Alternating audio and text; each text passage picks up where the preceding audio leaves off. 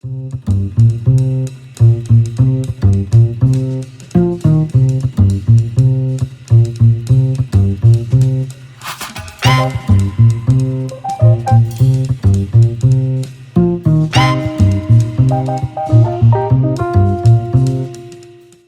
eu vou fazer uma conversa, para mim, desafiadora. Pela primeira vez eu vou abordar um assunto que era tabu no Brasil. Hoje algumas leis já flexibilizaram essa pauta. E eu, na internet, deparei com um cidadão que tem quase 1 milhão de seguidores no seu Instagram. E ele aborda um tema e faz uso e que é uma polêmica ainda no Brasil. Eu acho que no mundo. Não se sabe diferenciar nesses casos a diferença entre o tráfico e o usuário. Esse personagem que eu vou conversar agora, eu o considero o brasileiro mais corajoso do momento nas redes sociais e promotor de um debate que tem que ser feito e que tem que ser resolvido na nação. O Josieldo Maia, ninguém conhece esse nome praticamente, só no meio empresarial, comercial, que ele é um empresário. Na rede social, no mundo da internet, ele é o pai do Garel. Pai do Garel. O Josineudo, para mim, é um cidadão bem-sucedido, ele é um homem bem-sucedido na vida profissional e abraçou essa causa, faz uso da cannabis, que traduzindo é a maconha, não é traficante, não defende ela de forma medicinal e de uso diário comum entre as pessoas que têm o hábito. Eu queria só fazer uma observação antes de a gente começar a entrevista, de que esse assunto está no Supremo Tribunal Federal. O Supremo Tribunal Federal já liberou para o uso medicinal. Desde os anos 90, o presidente Fernando Henrique Cardoso defendeu a liberação. No Congresso Nacional, vários senadores e deputados já defendem. E ele se filiou a um partido político, porque quer se eleger deputado federal, e deve eleger, porque ele já tem quase 1 milhão de seguidores, ele tem muita possibilidade, e ele quer criar em Brasília uma frente parlamentar em defesa da liberação da maconha, não do tráfico. Ele acha que regulamentando, regularizando, a sociedade vai sair dessa pressão toda de fumar um cigarro de maconha escondido, com medo da polícia. Então, hoje no Brasil, nos bares, restaurantes, nas esquinas, na faculdade, nos lugares, as pessoas estão usando quase que abertamente a maconha.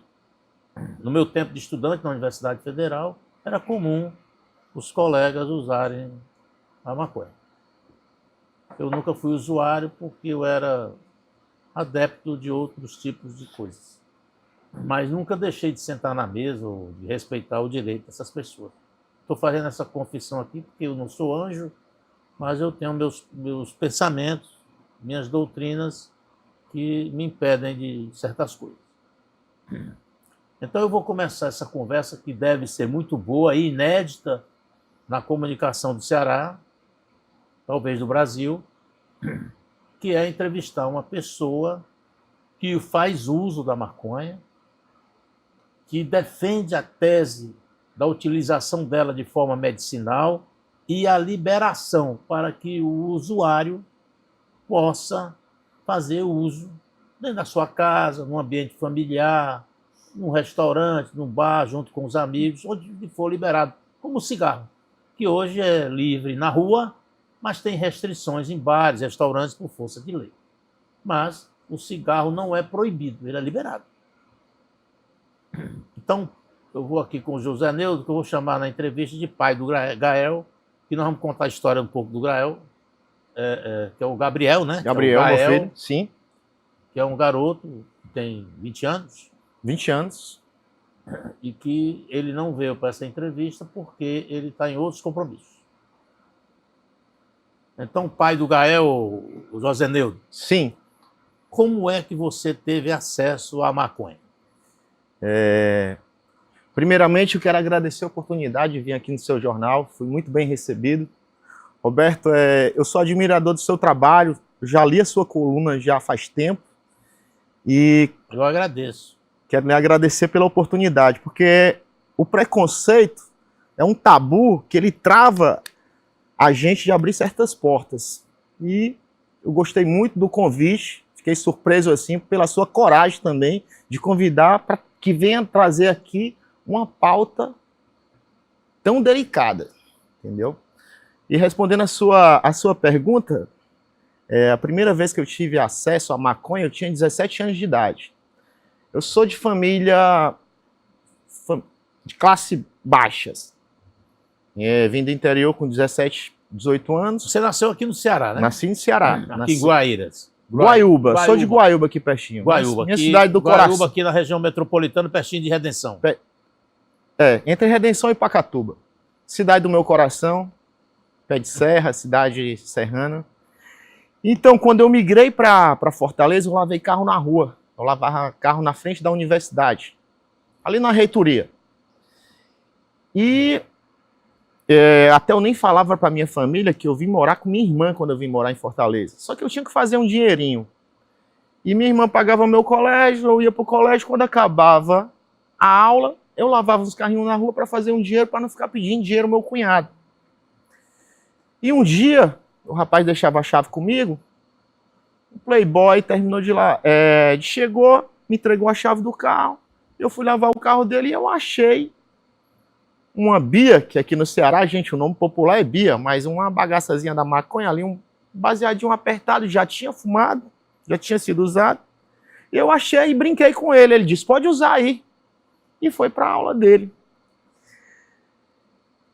Roberto, eu tinha uma dificuldade enorme na escola, porque eu lia e não entendia nada. E eu achava que eu era burro. Aquilo me doía. Eu dizia, caramba, eu sou burro, não entendo nada. Você lia, mas não conseguia entender e interpretar. Eu não conseguia interpretar um texto mais de maneira nenhuma. Mas eu sabia ler, não sabia interpretar. E eu ficava me cobrando assim, era uma coisa assim que dava uma mistura de ansiedade com agonia, assim, porque o que eu vou fazer da minha vida? E nesse dia, parece assim uma ironia, né? Eu peguei lá o baseadinho, já que ele disse que eu podia ficar à vontade, eu taquei fogo no baseado e fumei. Roberto, de imediato, eu peguei aqui um livro que tinha aqui e comecei a ler na capa do livro. Quando eu li aquela apresentação do livro, eu já, caramba, isso pra mim, eu não tô normal. Isso pra mim despertou alguma coisa que eu tô entendendo. E li várias páginas desse livro e eu vi que eu fiquei assim surpreso, porque eu passei a entender o que eu estava lendo. Então, muitos anos depois, eu fui diagnosticado com TDAH. Eu tenho TDAH. E quando eu tô... Traduzindo, TDAH é... Não, transtorno, né? Transtorno. E quando eu tô em crise mesmo, eu acordo com 10 afazeres e passa metade do dia eu tentando fazer o primeiro, o segundo e o terceiro, como fazer um Pix. Começa a digitar o Pix aqui para fazer um Pix para você e já vou para outro assunto e não concluo. Então, isso tem judiado muito de mim a minha vida inteira. E foi aí, com acesso à maconha, do meu primeiro trago, que eu consegui concluir o meu ensino médio charradão. Por quê? Porque era a única maneira que eu ia entender. O que é charradão? Charradão é sobre o efeito da cannabis. Entendeu? Okay. Que era a única maneira que eu ia para uma aula de história e eu adorava uma aula de história quando eu estava charrado. Quando eu ia para uma aula de matemática que eu conseguia juntar os números e fazer uma conta. Mas isso eu não estou falando aqui, eu não estou aqui fazendo apologia aqui e nem incentivando ninguém a usar cannabis. Eu estou dizendo que para mim foi um remédio, entendeu? E ali, quando eu comecei, da maneira que foi um remédio, que eu descobri ali outro mundo, é como se eu tivesse nascido com um problema de vista, nunca vi a flor de uma folha de uma árvore direito. Botei o óculos e vi a árvore, caramba. Para mim foi uma outra vida pós-cannabis. E o que aconteceu? Da maneira que aquilo me ajudou, me atrapalhou um monte. Por quê? Porque eu não tinha acesso. E eu tinha que comprar coisas no meio da rua, de qualquer jeito, cheio de misturas. E aí, me concentrava, mas me deu... Vamos aqui só para... Me perdoe. Sim. Você comprava a maconha, mas a maconha não prestava. É eu isso passei que a comprar maconha prensada na rua, maconha da mão de quem vende na rua. Que vinha de qualquer jeito. E aí, as misturas e a falta de conhecimento da planta me deixou muito... Eu fiquei cheio de problemas. De quê? De ansiedade, muita coisa me trouxe. Por quê? Porque eu estava fazendo um consumo um pouco exagerado. Eu não soube dosar no começo. E estava me prejudicando. E foi ali que eu disse, isso aqui está errado. Agora eu tenho que estudar mais e saber o que é isso aqui. E aí foi que eu conheci um amigo que fazia um cultivo, que ele me ensinou o que era a flor, o que era uma flor de CBD, o que era uma maconha, a maconha de uma maneira esclarecida, para que eu soubesse ali o que eu ia usar. E aí eu consegui dosar, porque esse papo é um papo, Roberto, que a gente tem que ver como a maconha é uma droga ilícita, mas existem várias outras drogas lícitas que são remédios e que as pessoas têm que saber usar também. Não é porque a maconha não vai fazer mal que você vai fumar 5, 6 baseadinho de maconha, vai te fazer mal. O segredo é o equilíbrio. Água demais mata a planta, meu parceiro. Então, se você vai tomar 30 paracetamol, você vai morrer. Se você fumar 10 baseadinhos de maconha, você vai dormir. Você não vai ter uma overdose de maconha. E ainda tem mais uma coisa. A maconha, quanto mais você usa, menos você sente o efeito. Entendeu? Então, quanto mais você reduz, mais ela vai te fazer bem e vai lhe trazer uma sensação boa. Então, é redução de danos.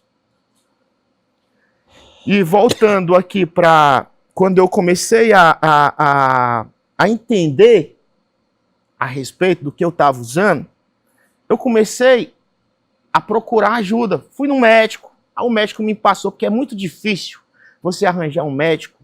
São poucos médicos que prescrevem a maconha, a cannabis. Eu não gosto nem de usar essa palavra cannabis, porque as pessoas às vezes não sabem nem do que a gente está falando.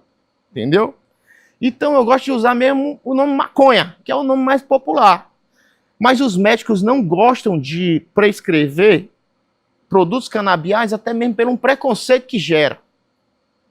É um preconceito que a população tem com a maconha, um preconceito que eles têm com uma coisa... Ô, Roberto, me diga uma coisa, como é que eu vou falar de algo se você tem um chá aqui, cidreira, mas eu nunca usei cidreira? Como é que eu vou falar da cidreira? Como é que eu vou ter autoridade para falar de uma coisa que eu nunca provei? Eu não vou saber nada de cidreira, que eu nunca tomei cidreira. Então, o médico, ele tem esse preconceito, ele não se aprofunda para receitar a cannabis. E alguns que já receitam cannabis, eles já estudaram um pouquinho, porque são poucos, eles têm preguiça de aprender, porque é diferente hoje você recebe várias pessoas, os médicos recebem várias pessoas nos seus consultórios, fazendo aquelas publicidades do Rivotril, mas já leva tudo pronto.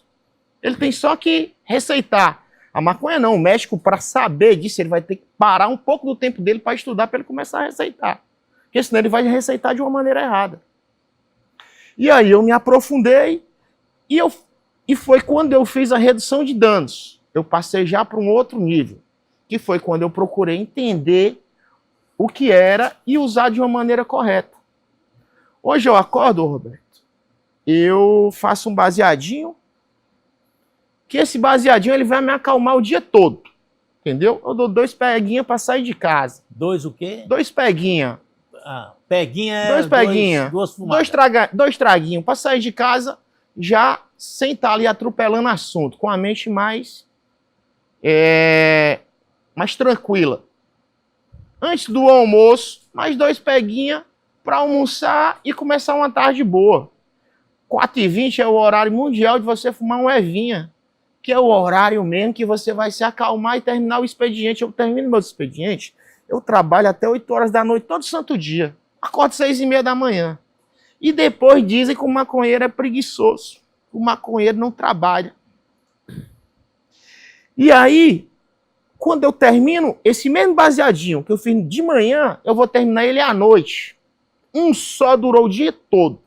Agora, se o sujeito acorda e toma, fuma 2, 3 baseados de manhã, ele não vai conseguir sair nem de casa. Ele vai ficar filosofando. É como se estivesse também tomando uma droga de remédio. É como se ele estivesse tomando forte. 3, 4 comprimidos de Rivotril. Ele nem ia sair de casa. Ele ia ficar lá vegetando em casa. Então, o que eu falo para essa juventude que começou muito cedo, procure entender mais. Redução de danos.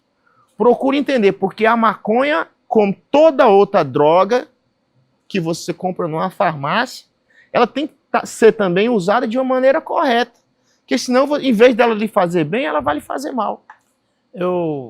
Agora eu vou fazer uma apresentação melhor do Joseneu, do pai do Grael, para vocês conhecerem a vida dele um pouco. Quem é ele, eu vou pedir ao Gabriel, outro Gabriel, né, que é o nosso diretor de vídeo aqui, para colocar as imagens de um pouco da sua vida normal. Normal não, a maconha faz parte da sua vida, né? Já tá... Não mistura tudo aí. Aí é você dançando a trend do João Inácio Júnior. Essa trend, ela viralizou no Brasil porque ele diz assim, será que eu sou gay? Ah, será? Ando dizendo por aí. Será então, que eu fumo uma maconha? Será que eu fumo? Aí eu passei, fiz ela voltada para o meu conteúdo, que meu conteúdo na internet eu puxo muito para maconha. E aí eu falei, será que eu fumo maconha? Estão dizendo por aí que eu vou sair para deputado federal, para defender a classe, para criar as leis aí e defender o... Vamos ver outra imagem do... Aí, esse momento aí. Esse aqui é Gabriel, meu filho, que é o Gabrielzinho do Mel. Esse é meu fechamento. Isso aí O que é o fechamento? Na expressão de vocês. Tem muitos pais que dizem assim, eu gosto de todos os filhos o mesmo tanto. É mentiroso. É mentiroso. Porque cada um vai lhe trazer, você vai ter um sentimento diferente. E esse aí, desde criança, é que a gente é um em carne. Entendeu? Se tiver aqui todo mundo, o planeta vai explodir. Só tem 2 que vai salvar. Ele diz assim, eu quero salvar o meu pai. E a mesma coisa eu digo, eu vou salvar Gabriel. De coração partido pelos outros. Bonito aí o gesto. Mas... O Gabriel, ele está travado na internet, é isso? Mas ele é um menino que já tem quase 500 mil de seguidores. O Gabriel, ele foi para São Paulo, quando ele estourou nas redes sociais, ele foi para São Paulo. E aí as imagens hoje aí, né? E São Paulo abraçou ele aí de uma na forma... Disney, né? Isso aí foi na Disney, ele é aí garoto. É na hora do desfile, da parada. Ele garoto aí, levei ele na Disney. E Gabriel em São Paulo, o pessoal gosta... Ele foi muito aceito em São Paulo, é uma influência grande em São Paulo, assim. Aí onde ele vai, ele é muito bem recebido. Aí onde é? Isso é na minha casa. Eu moro em uma cobertura aqui na Monsenhor Catão, com Carolina Sucupira. Espaçozinho lá em cima que eu gosto de fazer uma fumacinha, dar uma relaxada e receber os amigos. A vizinhança não reclama do cheiro? Aí só sobe. O vento leva. Só sobe. Aí é um por andar, não incomoda ninguém aí. Isso é muito importante, sabe, Roberto? Você respeitar as pessoas, assim como é um cigarro. Você fumar perto de criança, você fumar perto de quem não fuma... O cigarro também tem um você cheiro tem que forte. Exato, você tem que saber respeitar. Agora, a maconha, o cheiro é menos... É um cheiro não tão forte como o do cigarro, é um cheiro mais doce, mais adocicado, mas é um cheiro que incomoda mais o preconceituoso. Você não vai dizer que a maconha é fedorenta. É um cheiro que não te agrada. Ah, ok. Porque ela cheira. Se você cheirar agora... Depois vou lhe botar para cheirar um pouquinho de uma que eu trouxe aqui para você me dizer se ela fede ou se ela cheira. Aí você é empresário, aí tem esse apartamento cobertura, tem toda uma vida tranquila. Uma vida tranquila, comecei no mercado Você imobiliário trabalha muito novo, em 99 para 2000, fiz uma base muito boa, coloquei lojas de carro para meu filho, Gabriel, depois ele não quis trabalhar com carro, muito trabalhoso, vendi as lojas. Aí é sua família, Tenho né? escritório de advocacia junto com minha esposa. Ah, você é advogado. Não, não sou. Quem é advogado é ela. Advogada. É. Mas eu ajudo muito, porque uma mão lava a outra, sabe? E a gente trabalha junto praticamente. Tem gente que não consegue trabalhar com a esposa, eu adoro trabalhar com minha esposa. A minha convivência com minha esposa é muito boa e as pessoas Ela dizem, faz uso, não? não faz. Não faz uso, mas já provou, mas não faz gostou. uso. Não gostou. E assim, não fez bem, Ah, mas não faz uso. ali é o E Gael. ali é o Gabriel. Aí temos alguma outra imagem? Aí está um momento seu Esse interessante, aí, né? Esse aí é nosso O senador. Cid Gomes se descobriu. Esse aí é nosso senador. Eu tive, assim, Eu já admirava o trabalho do Cid Gomes, sabe? E quando um amigo me apresentou ele, eu passei uma manhã inteira conversando com o Cid Gomes e eu saí de lá mais convencido da pessoa que eu admirava, porque uma mente brilhante, mente aberta. Ele entendeu a sua causa. Ele entendeu a causa, não só ele entendeu, como ele disse que é uma causa necessária. É uma causa que já está atrasada. Porque tem que regulamentar. Ô Roberto, me diz uma coisa. Como é que eu posso portar 40 gramas de maconha? Eu posso fumar. Mas eu vou comprar onde? Eu vou comprar onde? Ao tráfico? Porque não posso plantar. Não está liberado para eu comprar ali numa lojinha, na farmácia, assim como é na Alemanha, nos Estados Unidos, em outros cantos, em outros países aí que já está liberado. Então a lei, ela não consegue ali esclarecer se eu posso portar e posso usar, mas não posso comprar. Então tem alguma coisa aí, tem um desconecto. Aí. Tem alguma coisa aí que não bate. Então a gente quer só a regulamentação. Essa foto foi feita onde? Essa foto foi feita na minha casa. O Cid foi na sua casa. Assim como já fui na casa dele 2 vezes. Ele foi na minha casa. Foi um jantar muito bacana, uma conversa muito boa. O senador, ele é um homem inteligentíssimo. Assunto aí, o que você tocar de assunto, ele domina. Então foi uma conversa muito boa e produtiva. E é uma causa que não é uma causa minha, Roberto, é uma causa de muita gente. Hoje, se você for ver a quantidade de pessoas que precisa se tratar, e assim, a maconha, ela já está liberada para quem tem dinheiro. Porque qualquer pessoa hoje, ela pode entrar em um aplicativo ou um site que se faz uma consulta médica e faz a importação. Se faz a consulta médica e vai até uma cooperativa, uma associação comprar. Só que custa muito caro. O pobre, que ganha R$ 1.500, R$ 1.700 por mês, ele não tem dinheiro para tirar R$ 800, R$ 900 para fazer uma compra mínima onde está legalizado. Eu quero só que o pobre tenha o direito de plantar um pé de maconha, 2 pés, 5 pés, 10 pés na sua casa para fazer o ciclo, porque não adianta você plantar um pé e esperar 5, 6 meses.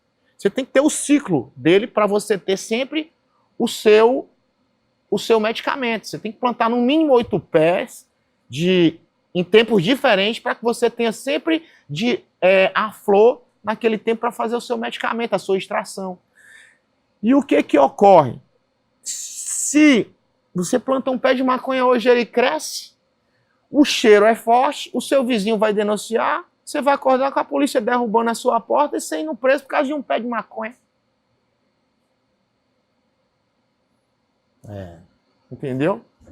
Nesse seu encontro com o senador Cid Gomes na sua casa, foi o momento em que você assinou a ficha de filiação ao PSB ou você foi convencido? Não, eu assinei a ficha antes. Em um dia que eu fui na casa dele, porque a gente ia perder o prazo para assinar a ficha de afiliação. E uma semana depois nós fizemos um eventozinho na minha casa para estreitar mais os laços, para conhecer mais. Mas eu não fui convencido de assinar a ficha de filiação ao PSB. Eu já queria me afiliar a um partido que tivesse força, a um partido que é política.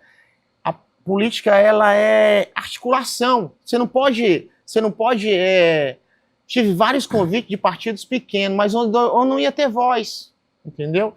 E eu não quero entrar simplesmente para brincar de ser um deputado.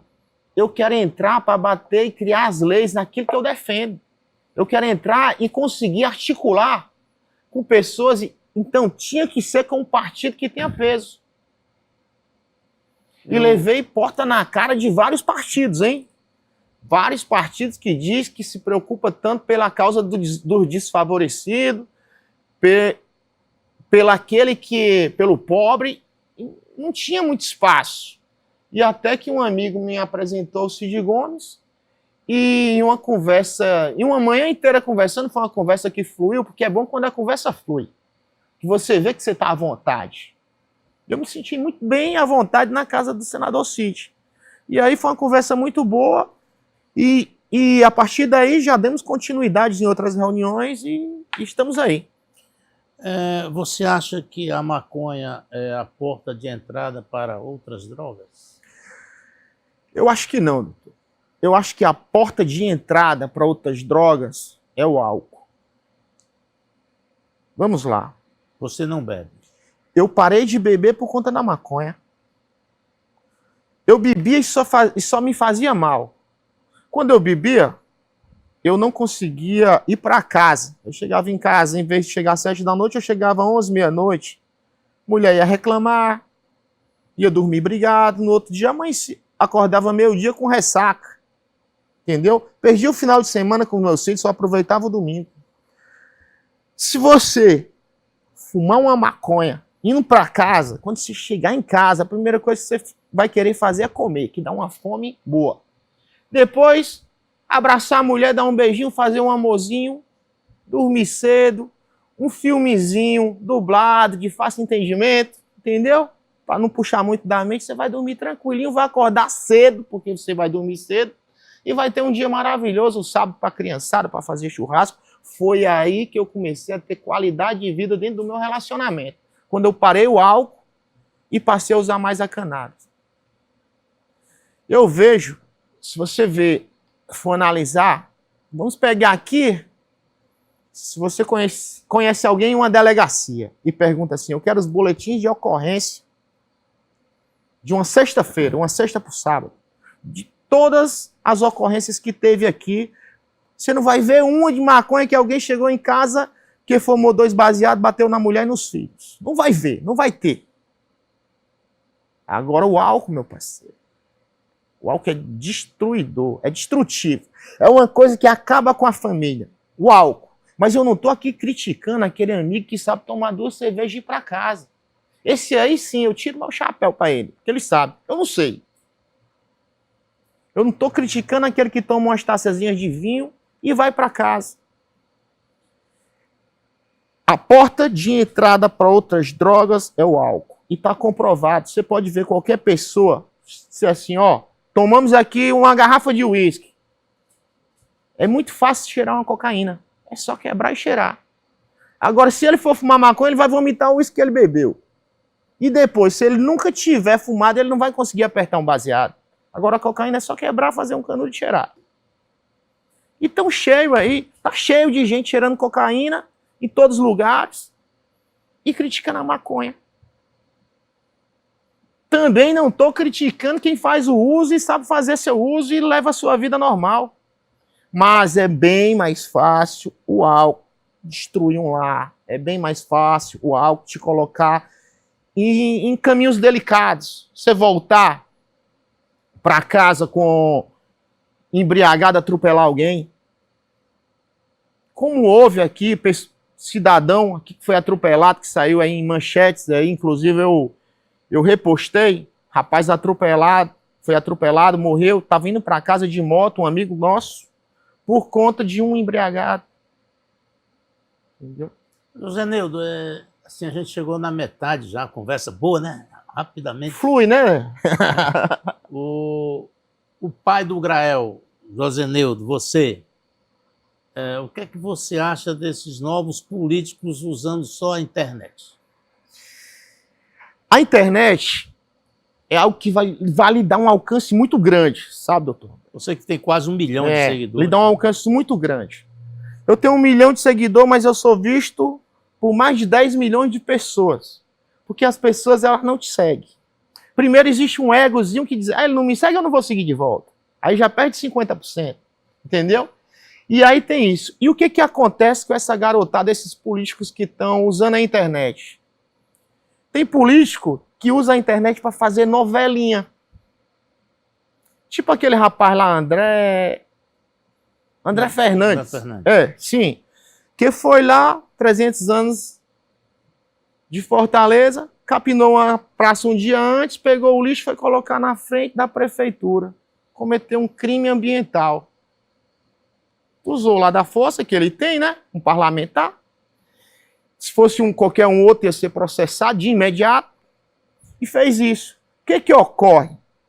Aquela novelinha criada ali, para aqueles que admiram ele, mais puxado para a direita que os conservadores, ele fez ali uma coisa e tá um monte de gente batendo palmo. Aquilo ali. Aquilo é uma novelinha. Porque ele não vai fazer aquilo ali toda semana, não. Eu convido ele para dizer, ô André, vamos juntar um mutirão de todos os bairros, vamos fazer um limpa-praça nos bairros que nós estamos numa quadra chuvosa. Chove, a planta cresce. Você limpa hoje, amanhã. Tem uma casa na Taíba que eu corto a grama 3 vezes por semana. Para manter sempre no pequenininho. Tijolo é meu caseiro lá. E aí as praças vão crescer o mato, mas ele não vai. Ele vai pegar uma vez na vida lá que o mato tá grande, vai fazer lá a novelinha dele e vai soltar. Entendeu? Isso aí é usar a internet de uma maneira como se você estivesse ali enganando o cidadão. Mas existe um bocado de gente que gosta, porque o povo gosta de novela. Teve aquele outro menino, Nicolas. Ele é o maior da internet, ele já está mais antigo. Ele pegou a senha da internet, fazia uma caminhada, puxar por um nome, puxar por outro, pegou a sombra lá do ex-presidente lá, menino inteligente, foi lá, pegou aquela fatia dele. Entendeu? E aí é novelinhas. Mas você quer saber quem é um rapaz que eu gosto de dar novela? Faz novelinha também, mas esse sabe fazer novela? Porque é novela baseada em fatos reais. É o João Campos.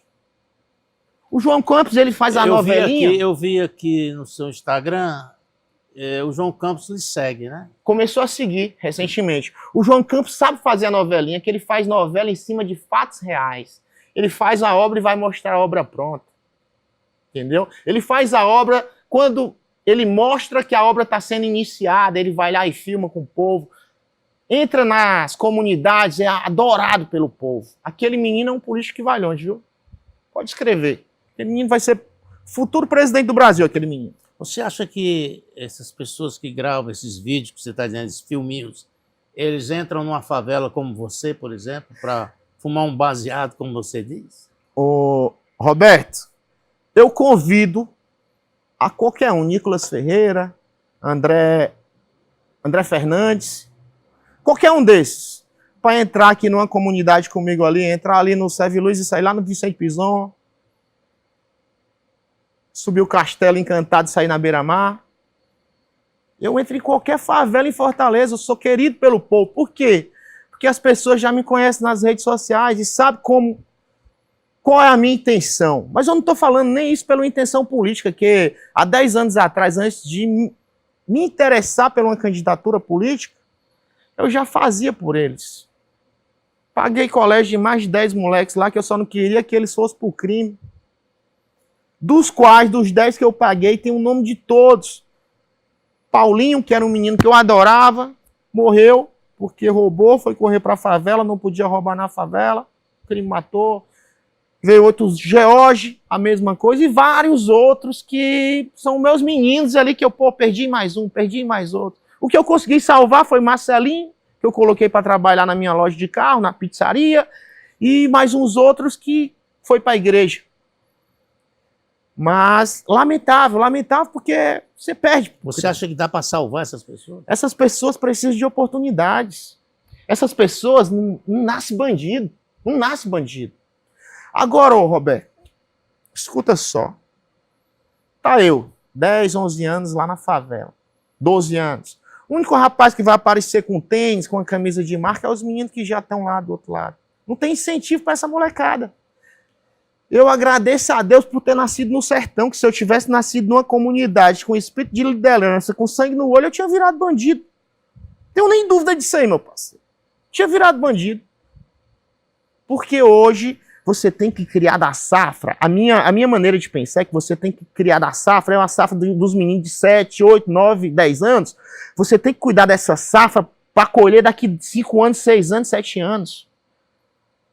Esse discurso de prender, matar, prender, matar. Ah, prender é bandido, tem que prender mesmo. Entendeu? Mas um garoto ser preso porque tá aportando ali 100 gramas de maconha. 100 gramas de maconha eu fumo numa semana, doutor. Entendeu? Eu, um usuário, 100 gramas de maconha se eu pegar ali. E ainda tem mais. A cannabis ela tem que ser regulamentada mesmo, porque um moleque desse aí, um menino qualquer, vai ali, ele não é traficante, ele não é nada, certo? Só que ele tá com uma turminha ali de 10 amiguinhos. Aí os amigos, ó, vamos fazer um rateio aqui, nós comprar uma maconhazinha juntos. Aí vai lá, aí dá 150 gramas de maconha, entrega na mão só de um, foi comprar. É tráfico. E não adianta ele dizer que é para distribuir com 20, é tráfico. Se ele comprou para fazer rateio, também é tráfico. Ele vai responder. O moleque desse, depois de cair uma vez, ele nunca mais vai ser ninguém na vida dele. Porque ele já começa ali. Se a gente for observar, um moleque desse, ele vai ser recolhido. Ok? Ele vai passar 1 ano, 2 anos da vida dele preso. Ele vai sair muito pior do que o que ele entrou. E ele vai sair agora, sim, eu já respondi por tráfico, eu já tenho um nome sujo, agora eu vou traficar. Eu já tenho um nome desse jeito. Ele não vai conseguir arranjar emprego. Só o que eu vejo. Lá na minha casa na Taíba, eu peguei uma equipe agora e eu disse aí, ó, eu quero ajudar a molecada de tornozeleira que quer trabalhar. Vê aí onde é que tem menino de tornozeleira que quer trabalhar. Botei lá, eu até brincava dizendo que eram os robôs do Elon Musk carregando na tomada, entendeu? Eles trabalhando lá. Mas assim, felizes por uma oportunidade. Entendeu? E assim, errar, todo mundo erra. Atira a primeira pedra, filho. Quem nunca fez nada errado? Essa sua filiação ao PSB, através do Cid Gomes, do senador, ela sinaliza para uma disputa eleitoral. Sim. Né? Você tem ideias, pensa nisso? E como seria o pai do Grael, deputado federal em Brasília, o que é que ele vai fazer lá? O que eu vou fazer? Eu sou pela... A minha intenção A minha primeira causa é a cannabis, certo? A regulamentação da cannabis. Essa é a minha primeira causa, que eu já venho batendo na tecla, que essa causa é uma causa muito desassistida. E tem várias outras causas, porque assim, eu como um candidato a deputado federal, eu não preciso ter um plano de governo, eu não preciso ter um plano para educação, para cada pauta, mas eu preciso ter propostas dentro daquilo que eu tenho interesse de ajudar em várias causas, criar leis. Hoje temos a causa da cannabis desassistida, temos os motoristas de aplicativo, uma causa desassistida, os motoboys, certo? Também outra causa desassistida. Para você ver, um motoboy hoje ganha R$7 para fazer uma entrega. Se ele for assaltado, se roubou a moto dele, se ele caiu, se ele foi para casa, acabou. A vida dele está valendo R$7 ali naquele momento, entendeu? Então esse pessoal, os motoristas de aplicativos, eles têm que ter o mesmo direito de um taxista. Tem a carteira remunerada para ter desconto, para comprar o seu transporte, para renovar o seu transporte, que ele vai acabar, vai se desgastar rápido.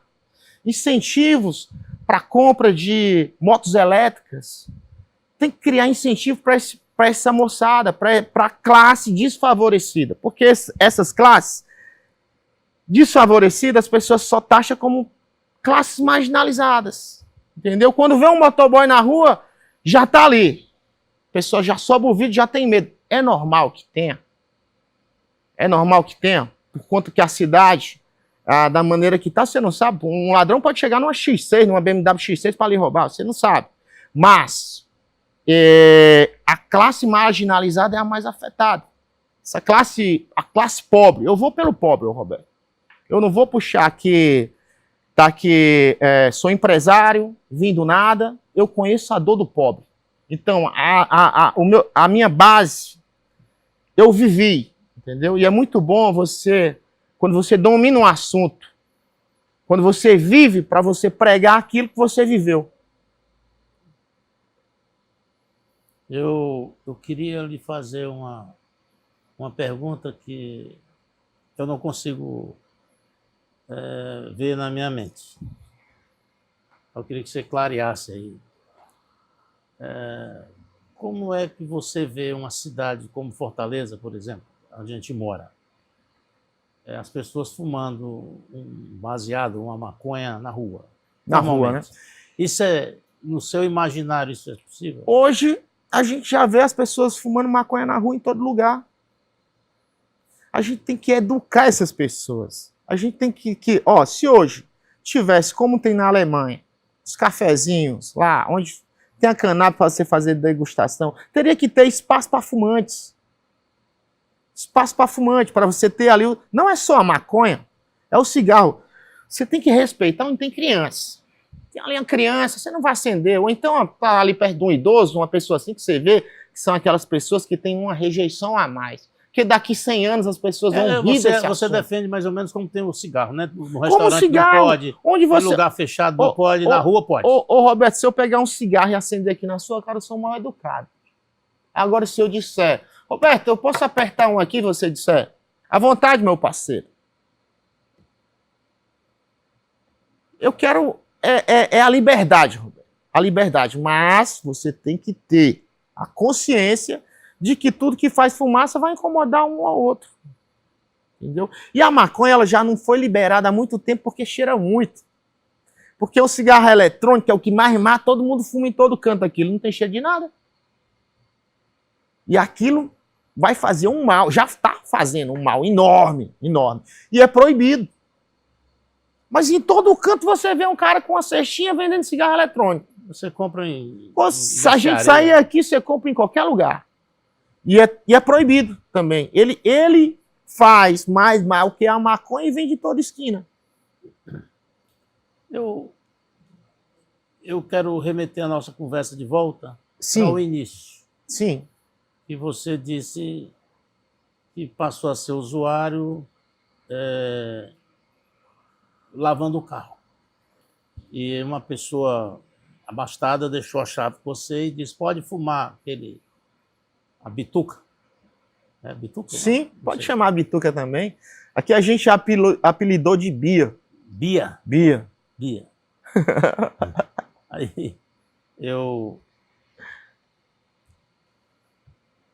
lhe pergunto, a sua vida mudou a partir desse dia? Você contou que passou a ler e interpretar a leitura alfabetizado, coisa que você foi alfabetizado, mas não sabia interpretar, que é uma coisa muito comum hoje entre as crianças alfabetizadas.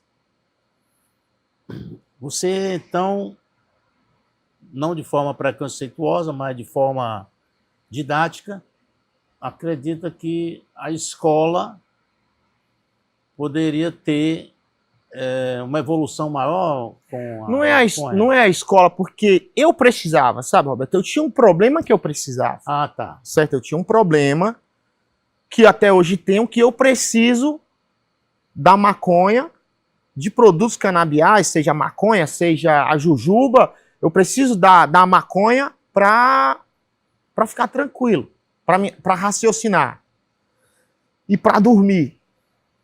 Já a maconha, ela atrapalha o jovem se o jovem for fumar demais. Em vez de proibir, a gente tem que educar. Você tem que ter a liberdade, primeiro, de escolha. Vou fumar, não vou fumar. Quando a maconha for liberada, ela não vai aumentar o número de usuários, ela vai diminuir. Aí você vai dizer, José, mas você fala isso com tanta segurança? Por que você está falando isso desse jeito? Com tanta clareza? Mas deixa eu só concluir. Por que eu acho que vai diminuir? Porque 20, 30% dos jovens que usam, eles não gostam. Eles usam porque é proibido. E o amiguinho usa e eles querem mostrar que eles são pá, que eles são... Entendeu? Mas não... São o quê? Que eles são... Pá é que é... Desculpa, é a expressão de São Paulo. Garelzinho trouxe isso pra mim. Que eles são descolados. Que eles são garotos descolados, que fumam uma maconha e tal e tal. Quando isso é uma verdadeira ilusão. Eu não aconselho nenhum jovem fumar maconha, fazer uso de produtos de maconha antes de 21 anos, que ele ainda não está com a cabeça toda preparada e formada para receber isso. Eu lhe fiz essa pergunta porque eu vi e ouvi o depoimento de um ministro do Supremo Tribunal Federal que disse ter sido curado através de um produto da maconha, da cannabis. Vou citar o nome do ministro, que foi o ministro Gilmar Mendes. Gilmar Mendes, eu também vi. O que é que você achou? Qual a sua consideração sobre as palavras do ministro? As palavras do ministro são exatamente... eu conheço, Roberto, não só o ministro, ali, o depoimento dele, como centenas de famílias que fazem uso do óleo, epilepsia, um menino epilético, um outro garoto que convulsionava, que ele tinha 8 convulsões diárias. O garoto passou a não sentir mais. No terceiro dia que estava usando, já passou para uma convulsão diária. Hoje o garoto não convulsiona mais. A maconha, ela tem que ser liberada no SUS. O SUS tem que dar a maconha para essas pessoas que precisam. Não é que o SUS vai alimentar vício. Não é para maconheiro que vício. Porque as pessoas também confundem. Água demais mata a planta. Vamos voltar para aquele início de conversa. Para tratamento tem que ser dado pelo SUS. E para quem quer fazer o cultivo para ter um uso recreativo, vá plantar. E como é que vai ficar com relação ao tráfico? O traficante ele não vai ser mais traficante de maconha. Se ele tiver, ele vai ter que criar empresas e vai ser um empresário, vai pagar imposto se ele quiser produzir de grande escala, porque o povo já vai plantar na sua casa. E com relação e o que vai acontecer com o crime? Contrabando, como já tem. Como o cigarro é contrabando. Foi liberado o cigarro, mas deixar de contrabandear o cigarro? Não. Mas vamos centralizar aqui no remédio, né? O remédio. Você disse que o ministro Gilmar Mendes foi curado porque o remédio, a partir da cannabis ou da maconha, o fez ter saúde.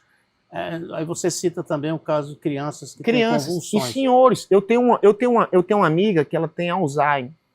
Ela é de Baturité. Não é que vai curar, mas ela vai ter uma qualidade de vida, está tendo uma qualidade de vida fantástica. Ela voltou a lembrar. A maconha, ela não mata neurônios. Ela restaura neurônios. Você pode perguntar a qualquer médico, especialista, ele vai falar a mesma coisa. O que mata mais na maconha é ela ser proibida e o preconceito. É o que mais mata jovem, que está indo para o tráfico, que está morrendo porque é proibido. Quer acabar com o tráfico da maconha, libera. Aí você vai dizer assim, mas todo mundo vai plantar. Não, todo mundo não vai plantar, não. O tomate, o coentro e o alface é liberado, o plantio eu não planto. Eu compro. Ok? Ok. Agora, quem quiser plantar para cultivar, para o seu filho, para o seu neto, para a sua avó, para tratamentos, Alzheimer, fibromialgia, pessoas que sentem dores, estresse, depressão, ansiedade. Uma coisa, eu tenho ansiedade, certo? Meu filho também está passando um probleminha agora de ansiedade, Garelzinho. Já a gente entra nesse assunto. Se eu tiver uma crise agora, Roberto, de ansiedade, que eu começo aqui, minha mente tal, se eu posso tomar qualquer remédio, vai demorar horas para ele fazer um efeito e eu me acalmar. Se eu der 2 peguinhas na maconha, pufo, e é de imediato. 5 minutos. É fumado? Fumado é proibido, porque as pessoas falam, fumou, é coisa do demônio. Fumou maconha. Antigamente as pessoas achavam que quem fuma maconha matava pai e mãe. Meu pai dizia assim, pra mim, se você fumar maconha, você saia da minha frente. Meu pai com um preconceito enorme com a maconha. Se você fizer uma tatuagem, eu corto seu braço. Entendeu? Se você botar um brinco, eu corto sua orelha. E eu crescendo assustado daquele jeito. Quando eu cheguei em Fortaleza, eu cheguei todo assustado. Onde eu olhava, tinha gente que usava brinco, fumava maconha e tinha tatuagem. Eu já tô deslocado. Aí depois a gente vai ver que é só o local que meu pai nasceu, coitado, ignorante. Entendeu? E é por isso que eu digo, você já fumou maconha? Não, então você não tem autoridade para falar de efeito de maconha. Antes de eu vir para a reunião, eu recebi uma ligação da minha amiga Sônia. Ela tem uns imóveis, a gente trabalha junto, já faz umas parcerias. Quando ela me ligou, você é um sem vergonha, você é um sem vergonha, falando de maconha na internet, Deus o livre, Deus me livre e tal, e tal, e tal. Eu dei várias risadas conversando com ela, mas assim, a cultura da Sônia, coitada, nunca fumou, entendeu? E veio batendo como se fosse assim, a coisa do demônio. Entendeu, Roberto? Você falou do seu filho, o Grael, né? O Gabriel. Sim, Gabriel. Você aparece na internet como o pai do Gabriel e ele sempre faz vídeos junto com você. Sim. Vocês dois são fechados, né? Fechamento. Fechamento. Eu entrei na internet por causa de Gabriel. Eu queria arranjar uma profissão pro meu filho, entendeu? Eu muito preocupado com ele logo. De cedo eu disse, ó, vou colocar... Ele sempre foi apaixonado por carros.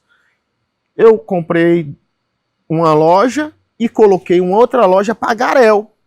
Botei o nome de Garel Autos e Garel entrou na internet assim, fazendo os vídeos dos carros e apresentando, cantando música dos MC dentro dos carros, assim, conquistou o Brasil. Só que Garel, com 17 anos, disse, pai, eu tive uns convites em São Paulo e para mim o caminho é lá. Lá eu vou estourar. E realmente ele estourou. Chegou em São Paulo. A primeira vez que eu fui visitar Gabriel, eu estava dentro de um restaurante, tinha 10, 12 pessoas lá fora, aquele tumulto, eu não sabia o que era esperando o Gabriel sair para pedir autógrafo. Eu disse, no Ceará não existe isso, né? As pessoas lá dão muito valor.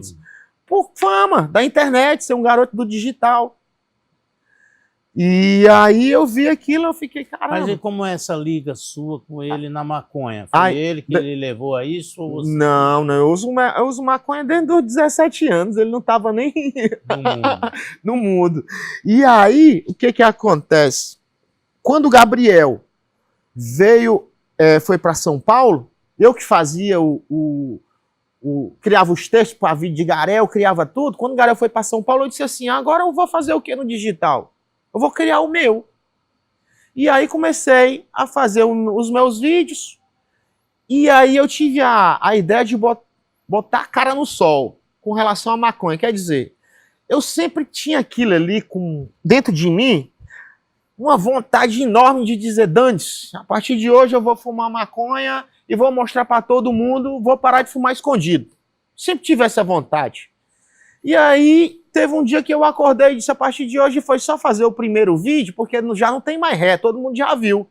E eu me senti como se eu tivesse preso e agora eu tenho liberdade. Não é que eu tenho liberdade para sair fumando maconha em qualquer canto por aí, porque a maconha ainda é proibida. E a gente tem que respeitar. Mas, dentro de mim, hoje eu tenho liberdade para chegar e fumar, e as pessoas hoje me convidam para um aniversário, se quiser. Mas sabe que o Joseneudo é maconheiro. Se você não me quer perto de você só pelo fato de que eu sou um consumidor de erva, beleza, eu respeito, você nasceu na minha. Fechou portas? Fechou. Eu sou corretor de imóveis, tenho empresas e tal, e um pessoal preconceituoso fechou. Mas abriu várias. E abriu mais do que as que fechou. Porque a grande maioria fuma escondido. É só o que eu tenho amigos médicos, engenheiros, advogados, empresários que fumam escondido até da mulher. E o preconceito está dentro de casa. Está dentro de casa. A minha sogra, quando vê ali um cheiro de maconha, ela faz uma cara feia. Eu amo minha sogra, é como se fosse minha mãe. Ela mora comigo. Mas ela tem um preconceito com a maconha que eu olho, eu tenho pena dela, porque ela nunca usou. Se um dia ela usasse, ela ia ficar tão de boa, ela ia parar os psicotrópicos dela todo. Mas eu não vou conseguir convencê-la de usar. O seu menino, ele faz uso? Sim, o Gabriel, ele fez uso e disse assim, pai, ele já tinha um Gabriel de 7 anos de idade, 8 anos de idade, ele tinha problemas de ansiedade. Ele ia e voltava pro banheiro, ia e voltava pro banheiro 20 vezes antes de dormir. E assim, muito ansioso com a aula de amanhã. Ele fez uso por um período. Foi bem interessante essa primeira vez que ele fumou maconha, porque ele foi para São Paulo e começou a andar com muita gente que fuma lá.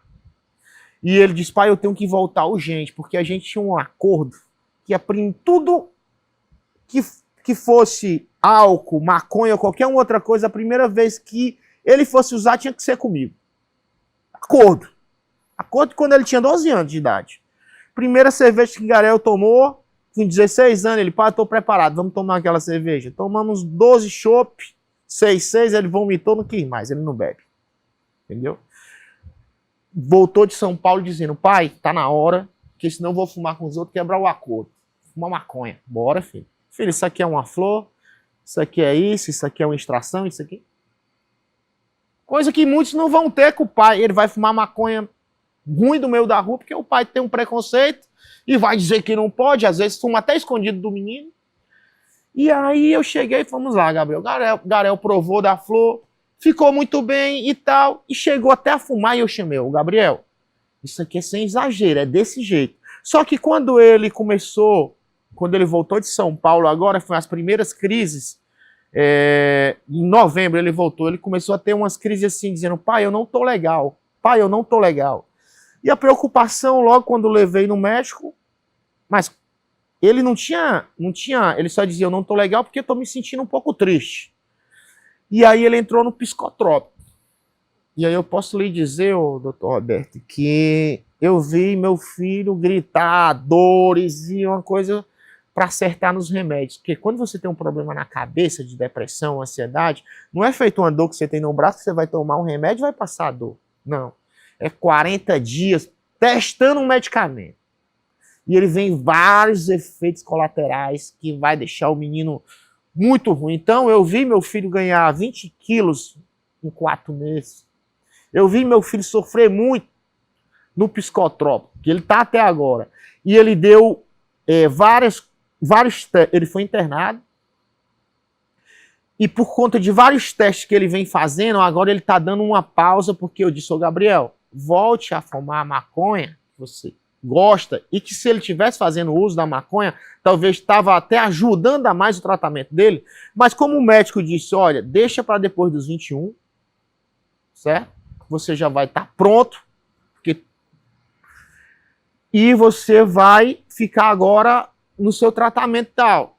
Eu não quero me meter porque eu não quero me meter no trabalho do médico. Entendeu? Mas por mim, em vez do remédio que ele toma para dormir, ele estava fumando um verdinho para dormir, que ele se dava muito melhor do que com o remédio, que ele está ganhando peso. Então, por isso que você fala que as pessoas devem usar a maconha como remédio ou qualquer deles depois dos 21 anos. 21 anos. Porque é estudo mesmo científico, todos os médicos falam a mesma coisa, que a sua cabeça, seu cérebro, ele já está 100% desenvolvido depois dos 21 anos. E é mais fácil uma pessoa que tem 21 anos, que já está todo organizado na vida, ali já, uma faculdade, uma coisa assim, até mesmo para não ter um problema mesmo de vício. De vício, porque tudo vicia. Tudo que é gostoso vicia. Baralho vicia, jogar um baralhozinho gostoso vicia. Prostituta vicia, tudo vicia. Álcool vicia. Eu tenho um amigo que tá agora com um problema porque ele bitolou demais na igreja. Entendeu? Então tudo demais é veneno, água demais mata a planta. Entendeu? Então é tudo questão de você... Com relação à maconha, meu filho hoje tivesse 16, 17 anos, o outro filho que eu tenho agora que tem 13 anos, vai chegar o momento dele. Vai chegar o momento dele. Agora eu peço, filhos, tente segurar até os 21. Para você não ter ali, se você tiver algum tipo de problema, você não culpar também a maconha. Bom, o José Neudo, pai do Grael, eu queria agradecer muito a presença. Eu acho que a política cabe todos, No Congresso Nacional existem várias frentes, a frente do agro, a frente da Igreja Católica, da Igreja Protestante, a frente que defende a tal da bancada da bala, a frente que defende a liberdade de expressão, a frente que é defesa da mulher, da criança, do adolescente. Eu acho que cabe também uma frente em defesa da cannabis, que está aprovado. O próprio ministro do STF tem um depoimento que diz que ficou curado através da cannabis. Que é só uma planta, né, doutor? Eu queria lhe agradecer e saber se você tem algum esclarecimento ainda a fazer. Olha, eu que agradeço pela oportunidade, foi muito boa a conversa. Estou muito feliz também de ter conhecido você, um grande admirador do seu trabalho, da sua coluna que eu vejo diariamente. E é isso. Já estamos... Eu lhe agradeço muito, porque eu acho que eu fiz uma entrevista, uma conversa inédita na TV, aberta, sobre algo que ainda é um tabu na sociedade e que muitas pessoas não compreendem, porque ao longo da vida sempre viram a maconha como algo criminoso, como você mesmo disse, uma coisa que remete à prisão, remete a ser maconheiro, que é uma desqualificação, um adjetivo pesado. O preconceito de como as pessoas lhe olham. Olha, daqui uns 20 anos, se tudo correr como as coisas estão andando, você não vai poder mais chamar de ninguém de maconheiro, safado. Isso aí vai ser discriminação. E essas pessoas vão ser processadas. A gente vai trabalhar para isso. Entendeu? Porque assim como você chama o gay, o negro, vai acontecer a mesma coisa, porque é uma discriminação tão pesada quanto com as outras classes. Ok. Então, muito obrigado. Obrigado você. Eu espero que tenha sido uma conversa que a sociedade entenda, que não é uma apologia, mas sim um esclarecimento. Parte da sociedade vai entender, parte vai ficar pensando mais a respeito do próprio preconceito e parte vai julgar e apontar como todas as outras causas. Obrigado. Por nada, meu amigo. Bem.